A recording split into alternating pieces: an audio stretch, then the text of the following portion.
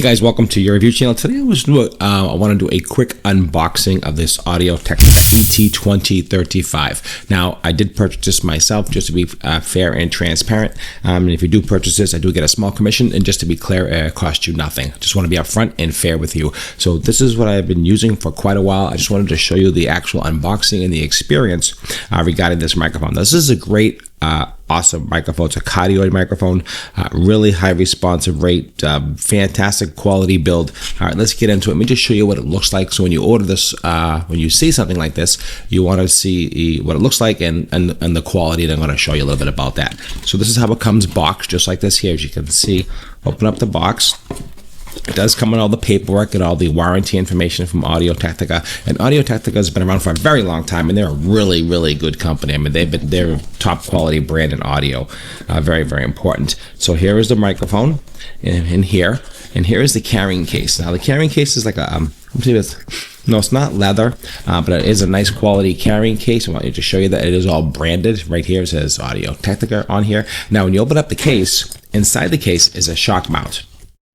I'll put the case to the side, so when you're traveling with your mic, you can use your case if you want to. Here is the shock mount that does come to it. It's all threaded right here, so you can mount it right to a boom arm, or you can mount it to professional audio, whatever you're doing, and that's what this is. And here is the actual microphone itself. Now I want you to look at the quality of this, look at the pickup pattern of this thing. The build in this is very, very nice. Okay guys, I just want to do just a quick cutaway. I'm actually talking to you right now on the microphone, and hopefully you can hear this. I think you can. I'm registering it on my meter.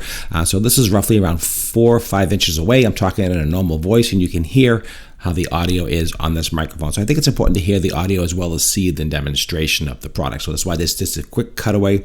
I want to show you this audio test. Now you can see here, it does pick up a lot of noise, so make sure you use the shock mount. That's very, very sensitive. Again, if you talk in the back of the microphone, you can see it's just not that good. 1, 2, 3, 4. This is the back of it. Here is the front of it. I would definitely use a pop filter on this, possibly, because the P's, the plosions could be pick up quite a bit, so just be careful. You put it too close, you can get overmodulated, so just be careful when you're using it. But an overall beautiful sound. Hopefully you can hear how rich and beautiful this sound is. Hey, thanks for tuning in to your review channel, where we do all types of reviews of high-tech, quality, how-to, and learning. This is what I have. Okay guys, that's what I want to show you, the quick audio test. What do you think about that? All metal mesh. The back, this is the back of it right here. You can see it's all branded AT2035. Now this is, again, nice high quality LXR. You can see right here, this is how you have to plug it in. So it's not a USB, it's an LXR microphone. So make sure you know about that. It does have a couple little outputs right here for dB. Let me just show you that. Hopefully you can see them. It's picking that up. Let's see.